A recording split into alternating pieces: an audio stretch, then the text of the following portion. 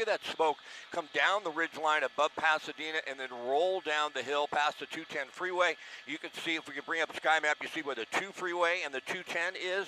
And that sort of gives you an idea in some perspective exactly where this fire is. It started about 6:30 yesterday. We understand 52,000 people are under a mandatory evacuation right now. And if you start to look at this fire compared to what we have in the Palisades has a break. You know, the winds are out of the north to the south, and the Pacific Ocean is a break for that fire. Can't go any further, obviously. But with this fire, I think we have a lot of... I'm Damon. This is Audra Blount. We resided here at 55 West Mendocino Street in Altadena, California. Damon, I know you from the area. How did you guys acquire this house? Actually, I was a trash man, I think like 1990, 1991. And somebody fortunately blessed me just by being a good, faithful trash person, blessed me to have a part of their house. And I've lived in Pasadena, Altadena all my life. So with the proceeds from then, it was always my desire to own a home by the time I was 30. So 30 years ago, this is when we purchased this property. And how long have you been married? Wait, it's 28 years now, going on 29 years. Yes. You guys raised your kids in this home? Yes, we raised our 3 daughters in this home, so they're all on their own now, and a couple of them have been back to see the area for themselves. They live outside of the area, and you know, it hits really hard. Talk about the importance of rebuilding your home. Well, first and foremost, more importantly for me, when people say blood, sweat, and tears, I've literally put blood, sweat, and tears into this house. I've been a professional truck driver for the past 37 years. I've been at the same job for 29 years, and at that job, I've actually been hijacked at gunpoint. I've been held hostage. I had somebody pull a gun on me, and all that stuff. At the end of the day, it was worth it because I came home. When I mean home, I came home to something that God allowed me to have. So no matter what I would go through the day and stuff like that, when I came home, took the key out and stuck it in the door, I was like, everything that I'm going through, everything that I've been through, is worth it. So for me to rebuild, for us to rebuild, not only is it my blood, sweat, and tears, but the Bible says that a good man will leave an inheritance for his children's children. So not only do Audra and I want to leave this for our daughters, but we have a 16-year-old granddaughter. So owning for us is important so that we can pass on generational wealth to our girls. Even though our girls are a little bit older, at least they won't have to struggle. You know, when the time has come for me and Audra to be gone, at least they'll have some type of finances. They'll have a home that they can either rent, share, or whatever they want to do. But we believe in leaving a legacy to our children. So Audra, I want you to talk about Altadena and what it has become to you. Sure. So I came to Altadena in the early 90s when I met my husband. At the time, I didn't live in this area. I lived in the San Gabriel Valley, and I came to Altadena. We actually met over the telephone, and actually about a block away from here. So when we met, I think it was in 1992, I believe it was. And then we started dating, and then eventually that led to marriage and a family. And like Damon said, he had always talked about wanting to own a home by the time that he was 30. You know, by that time we were young parents, and you know, I thought that was a great idea. So this was our first major purchase together, our first home. And initially we were wondering how we were going to do that, you know, going from renters in Pasadena to actually owning a home. But we were blessed with favor to get into this home. And like Damon said, we've been here the entire time, and we've done a lot of improvements to our home to make it comfortable for us and our family. And you know, even before the fire, it became my work from home place. So just being in the community for the last 30 years, I've come to know and love Pasadena and Altadena just like Damon does. It's a big city, but it has a small town feel, and it's just everywhere you go, or everywhere we go, he always runs into someone that he knows and that he introduces me to, and just the beauty of the community, from the mountains, the trails, the small little mom and pop shops. Everything about the community makes it feel very homely and just, like you're at home. And so we don't want to live anywhere else. And like he said, we planned on keeping this home in our family because it's where our children grew up. They all went to school here. Even Damon's family still lives in the city. So we have multiple generations in this community, like so many others. And so this is where we want to stay. Talk about that night. Did you leave before? What happened? Go ahead. Okay. So I got home about 6 p.m. Tuesday evening, January 7th, and the winds were just ripping through the neighborhood. The power was already off. I just decided, hey, we knew the power was going to be off, so I hunkered down with candles and flashlights in the house and was just kind of waiting for things to die down. And went outside, checked on my neighbor who was coming home. She made it home okay and was going to be, seeing about her husband who was inside the house all day. And we both were just chatting for a moment. We looked up and we saw this red glimmer far away in the east. The Eaton fire in Altadena, in that area. And Joy, we've seen homes go up in flames behind you as well. Yeah, what we're dealing with right now, first of all, it was just so hard to hear those folks talking to Amanda a short time ago. Our heart just bleeds for so many who has lost so much already in this fire. But the truth is the fire is still burning, and it is burning here. And we both said, what is that? And we just kind of carried on our conversation, having no idea that the fire was approaching. We couldn't smell smoke. We couldn't see fire. It was nothing. Damon didn't get home till about 11 o'clock that night. And so I just was keeping him updated, texting with different neighbors, family around the area and outside of the area who saw that the fires were in this area. People were calling, asking if we were okay, making sure that we had a go bag just in case we needed to evacuate. Still, I didn't think that we needed to evacuate.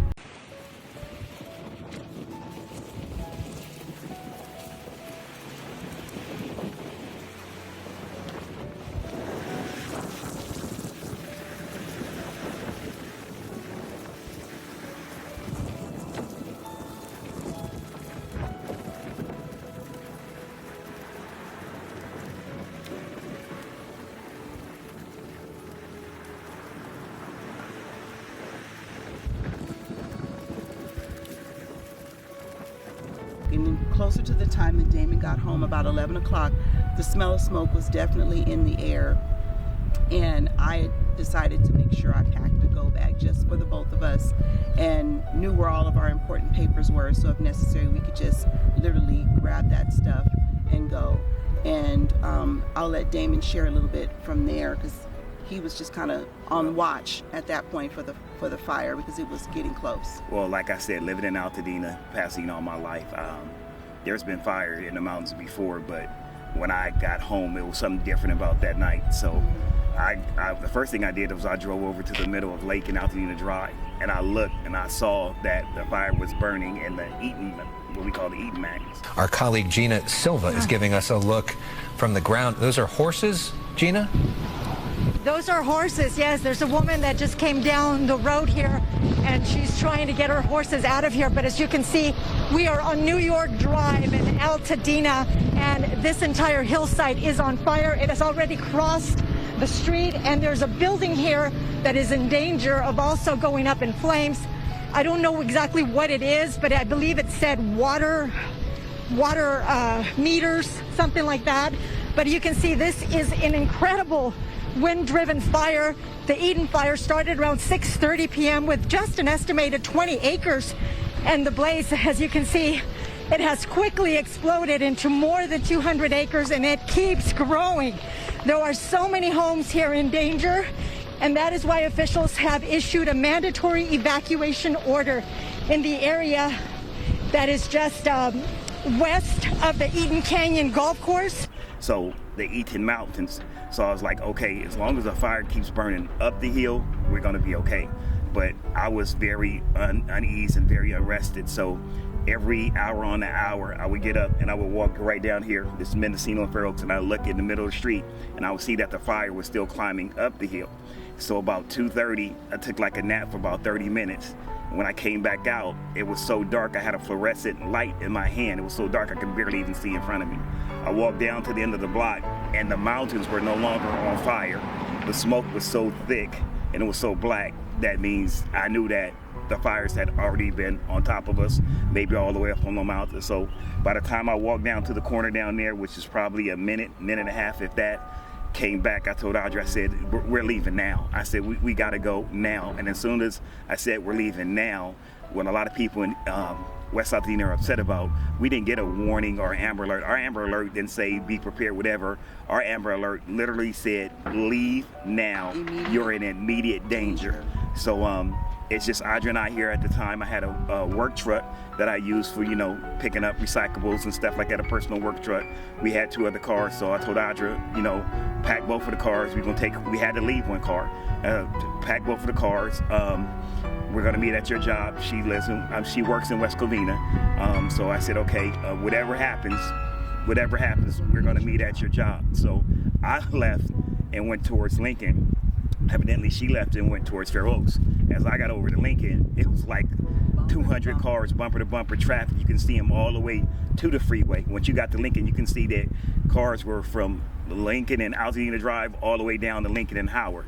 Things were burning. By that time, you could probably see things were burning. Yeah. There was so much smoke, you couldn't even see what was in front of you, and there were no street lights. So it made for a very kind of a chaotic situation to get out of the area. The route that I took, I experienced no traffic, but I'm glad that we agreed to meet at my job, because if we got separated, we had a common meeting place. And that turned out to be very important because we did get separated. Yeah. But we knew where we each were going to meet up, and so he got there soon after I was already there, and then that's when we decided, well, what's our game plan? What are we going to do? And from there we started, we were invited to stay with a couple of different family friends and loved ones who knew what was going on. And the very next morning, one of Damon's brothers, who also lost their home, said he drove by our street, and he said he was like 99% sure that our home was gone, because he said everything was just ablaze. You couldn't come down the street. It was just complete, just a massive fire just burning everywhere. So that was kind of our moment where we, for me, that's when I broke down, and I said, it's really happened. And because we saw everything on the news, and like everyone else, we're hoping and praying that our house would be left standing, but not so. How long did it take you to come back? I actually, the next day, I tried to come back the next day, but they had it all blocked off and stuff, and the fire was actually still burning the next day. So we were staying at a friend's house in Empire, and I needed to get out of the house. I was having cabin fever, so I decided to let me just jump on the freeway. And as I looked, the freeway was wide open, so I tried to make it back up here, and I think I got as far as Fair Oaks and Woodbury. Then after that, a couple days later, we actually came back with a family friend, and we were able to see it, and it's unbelievable. I actually had a couple people called and said, hey, not only is your house gone, but every house, every single house on the block is burned down. And I know you guys were on camera, but you can't see, but if we pan left or right, every single house on this block is burned down. As a matter of fact, people said that the only reason why they recognize our house is because of this retaining wall right here that we're sitting on. Because I even didn't recognize it when I drove down the street. And I think that's a crazy thing, when you've lived on this street for 25 years.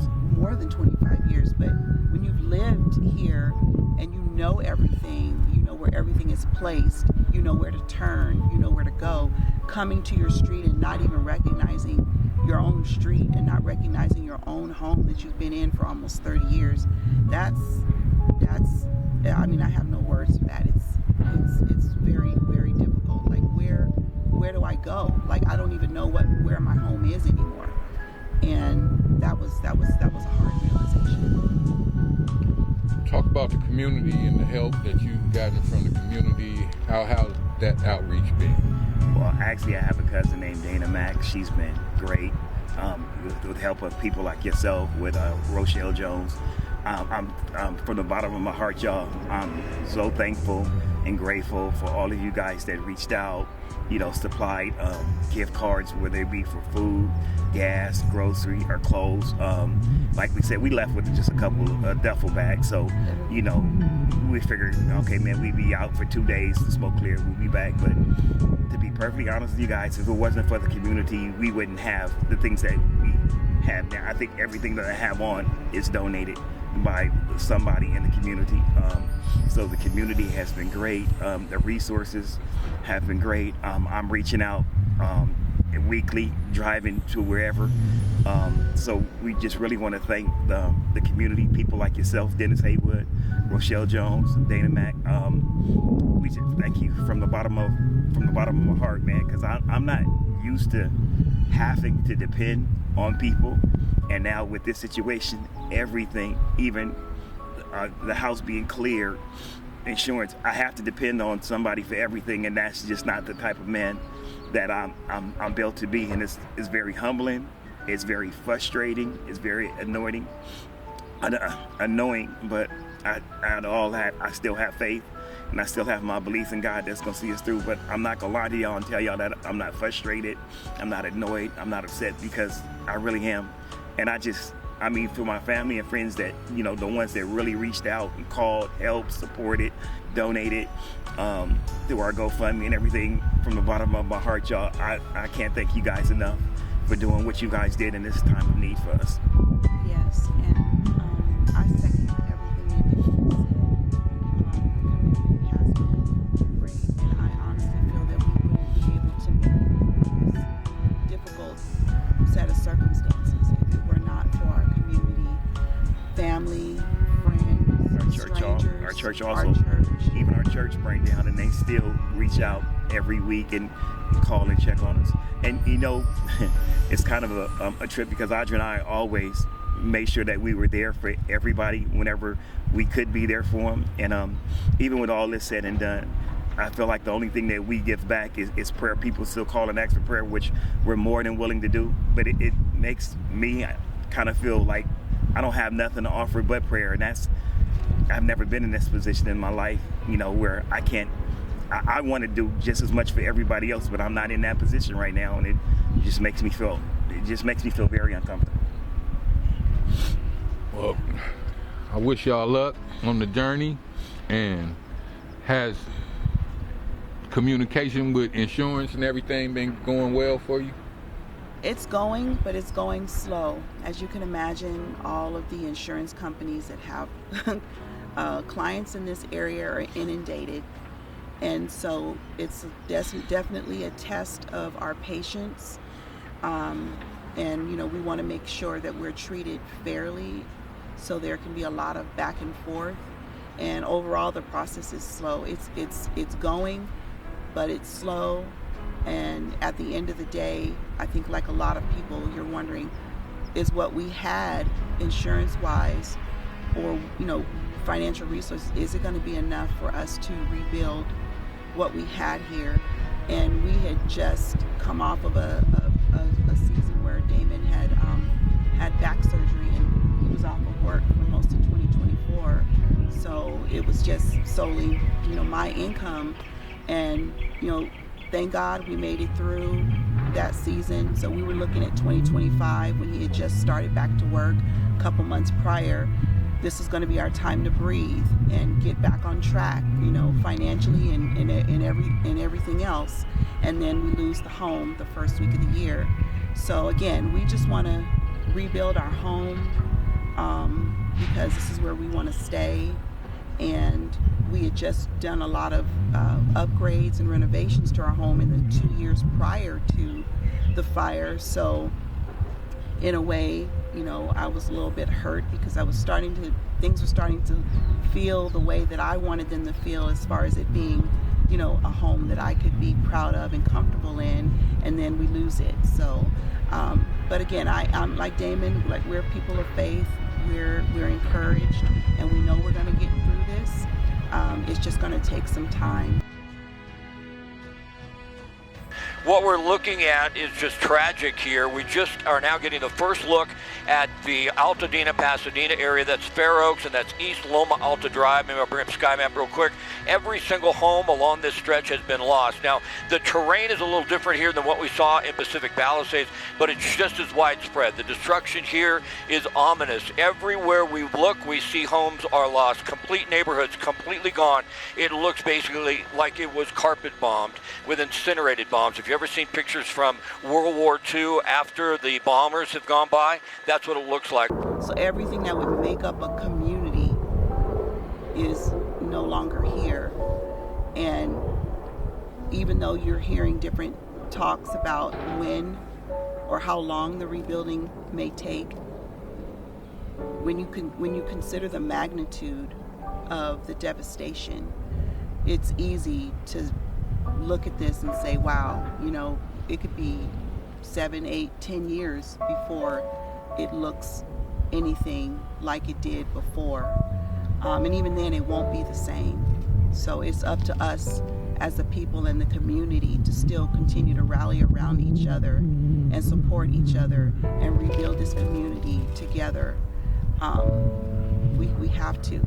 We have to. And that's the one thing I wanted to add too, is like, I haven't seen a lot of people since we've been displaced. We all in different cities, Monrovia, DeWardy, Arcadia. Scattered. I talk to my neighbors on the phone, but I haven't seen them. I think somebody needs to put something together where we can all come together, maybe Jackie Robinson, Brookside, something. And there's a lot of people that had to leave the community that you might have saw at the liquor store, or you might have saw at the park, or you might have saw at, you know, at an event. But I don't think that we've all seen, matter of fact, I know we haven't seen each other. We're not going to let this break us. You know, like so many others, we're seeing signs, Altadena is not for sale, Dena Strong. I mean, that really, really speaks to the mindset and the resilience of this community as a whole. And I know that we're going to come back from this. It's just going to take time.